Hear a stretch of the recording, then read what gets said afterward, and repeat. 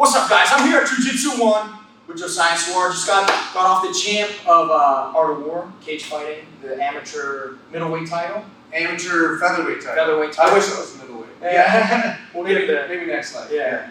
For real. But yeah, Josiah was just greasing me up earlier with some training that we were doing, and he has some pretty cool stuff he's going to show us.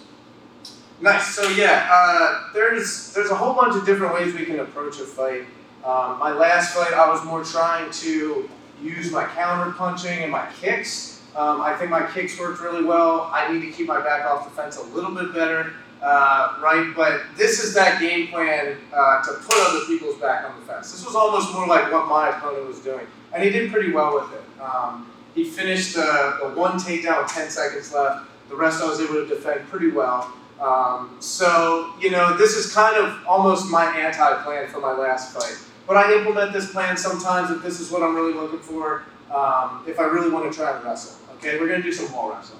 So, MMA is so unique because you can be the best wrestler in the world, right? And a lot of times, you know how it is, it's hard for guys when they get really good at something. It's hard for them to like go back to not being good at stuff. They tend to kind of just keep what they have sharp and figure out the best way to always be in their comfort zone. And there's nothing wrong with that, you know, but something that's unique to MMA is the wall wrestling, right? And if you're the best D1 wrestler ever, but you've never really done any wall wrestling, you know, somebody like Khabib, somebody like Clay Guida, two of my favorite fighters, somebody like them is going to be able to pin you against the wall. You see it sometimes in boxing too.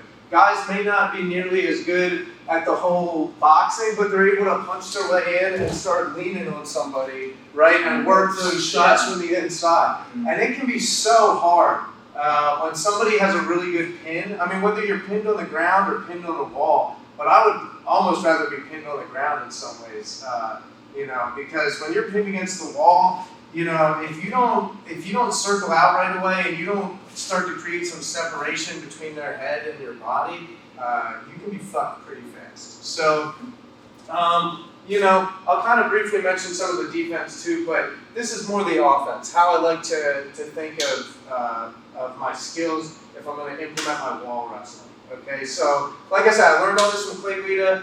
Khabib basically did exactly what Clay Guida is still doing, successfully. Okay, there's nothing wrong with it. But you see, I think it was a Gleison-Tebow fight. Gleison-Tebow fight, Khabib had like 9 or 10 shots. He was only able to get like one of them. He wasn't able to implement his plan. He won.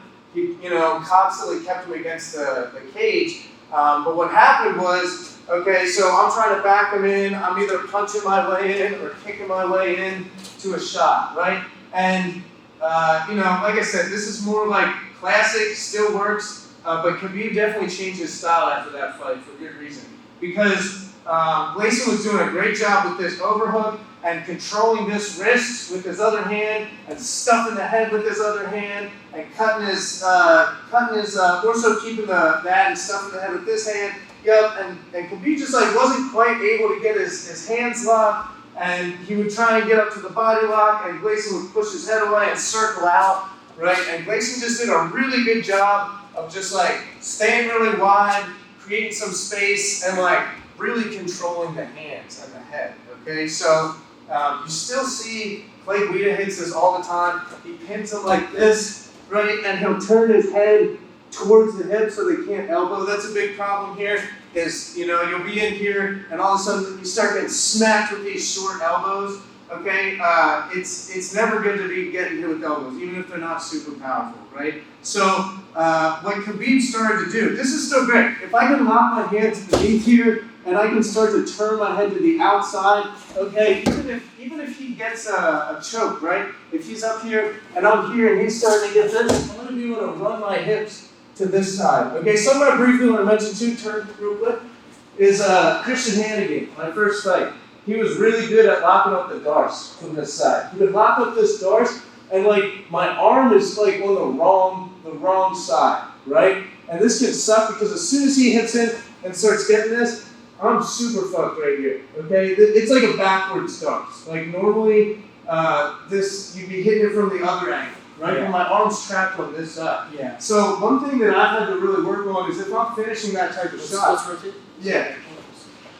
If I'm finishing that type of shot, right, I just ran this and they hit this darce right here, right? He's super long arms and it can get real dicey real fast. Okay, so you want to work this elbow across.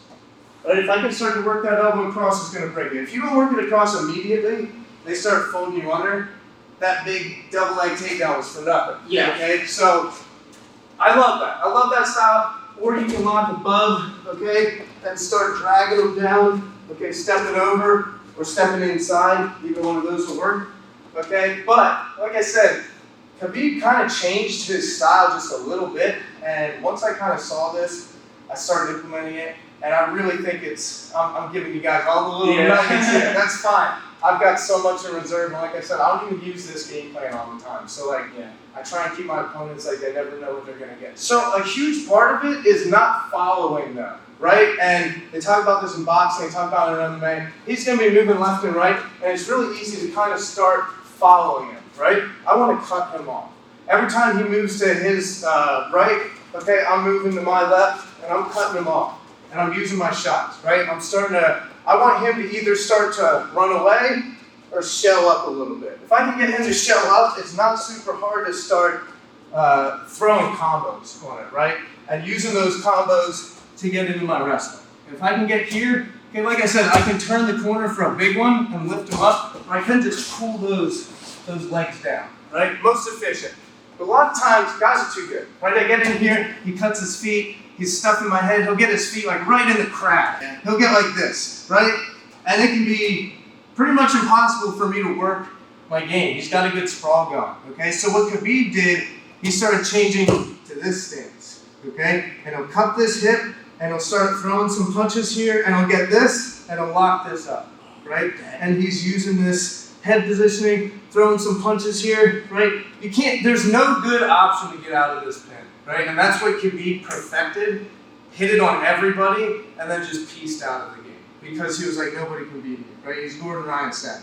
He's here, right? And instead of being here, which is a great pin, but can be neutralized with an excellent sprawl like this, okay, he's cutting his stance here.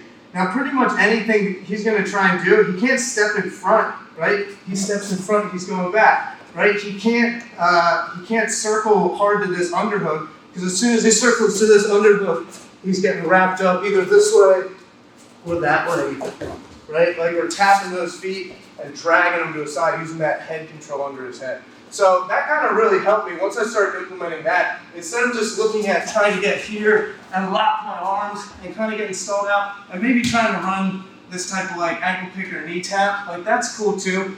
But guys that are just, the game has evolved so much. Even the amateur guys are so good nowadays.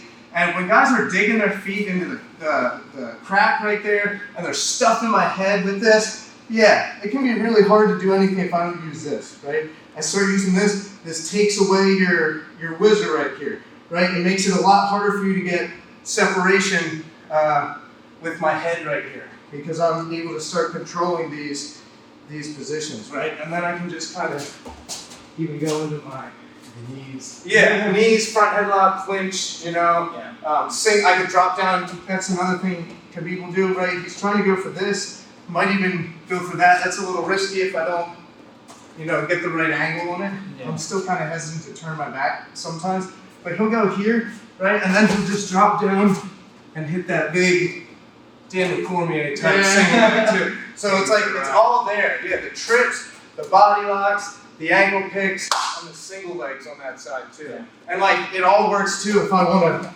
boom, and then right back in, throwing these type of strikes, elbows, this type of control right here. Yeah. He really, you see it after the Gleason T-Bow fight. He switched from just diving in, which still works sometimes, but especially I kind of think of it that's my first thing, right? If I'm backing him up and I can get here and I can lift up and finish, great.